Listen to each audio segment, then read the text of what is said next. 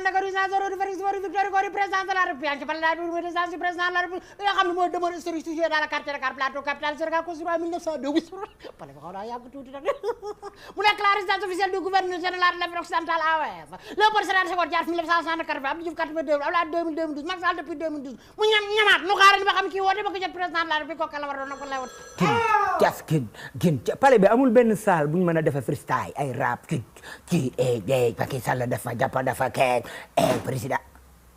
Salaamaaleykum. Oui, allô, bonjour. Oui, bonjour. Ça va bien? Oui, merci. J'espère que je suis au palais présidentiel du Sénégal. Oui, bien sûr. Ok, c'est monsieur Major Ismaïla Wagué. Major? Ismaïla Wagué. Vous m'appelez d'où là? Je suis le major, le colonel-major Ismaïla Wagué du Mali. Du Mali? Oui. Ah, Mali. Tu appelles pour qui? Je voudrais parler au président Macky Sall. Le président est occupé.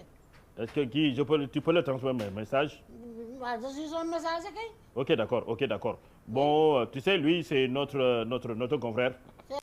Le Sénégal, le Mali et le Sénégal, comme ni ko waxee ci olof benn bopp gën a mënu ko gariñaar. Dañu wax ni CEDEAO dafa ñëw fii pour wax ñu jox Boubacar Keïta nguur bi ñu delloo ko te Mali ci boppam ñoo bëggatul Boubacar Keïta. Madame Del, c'est vous l'armée qui a c'est nous qui gérons l'armée. Nous sommes sur la tête de l'armée. Et c'est nous qui a créé tout ça pour que Boubacar Keïta partir. Mais pourquoi vous ne regagnez pas vos bases là, vos camps de militaires là? Non, avant de donner le pouvoir. Parce que le pays n'est pas encore en ordre. Parce qu'il faut qu'on le mette en ordre pour que après on va retourner dans nos camps. Mais pour l'instant, le pays n'est pas encore en ordre parce que Boubacar Keïta, il est parti. Il est parti. Et là CEDEAO moom dafa wax ñu bàyyi Boubacar Keïta mu continuer loolu mënut a nekk. léegi sëñ bi wuy ma yow militaire nga. je suis militaire je suis le colonel-major le colonel Ismaïla Wagué.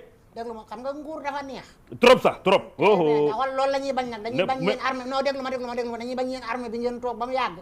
seen heure dem war a jot ngeen lànk ne du ngeen dem ndax neexaay ga fa ne.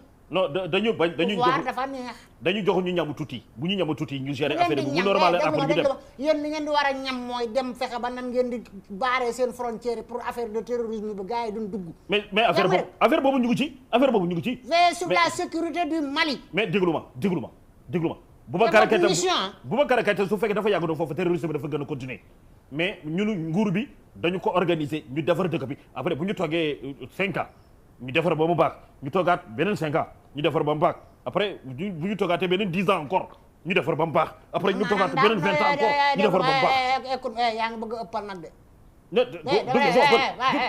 c'est pas une question de ëppal. dam bàyyi la mais la CEDEAO CEDEAO lu mu bëgg.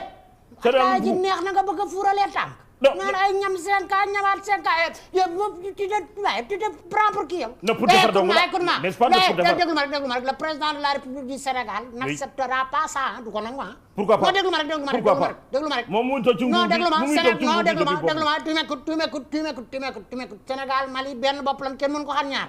li ñëw Mali yëpp ci sunu port bi lay wàcc fii. yaa ma dégg très bien bu fekkente ne yéen nag armée bi yéen a bëgg a moo nguur gi foofu liy wàcc ci port bi fii dinañ ko bloqué ak si mania. non t'as pas compris c'est pas une question d'Akimo. On t'a dit on est en train de gérer le pays, de régler. Après, on va prendre quelqu'un, un civil.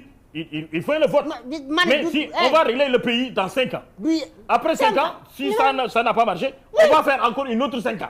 Si ça n'a pas marché encore, on va faire encore un autre 10 ans. Pourquoi? Parce que 5 ans ne peut rien faire là-bas. Monsieur le colonel. Oui. Votre correspondant n'a peut-être pas pour le moment. Ni dañuy ñam rek. Seen problème neexut a régler.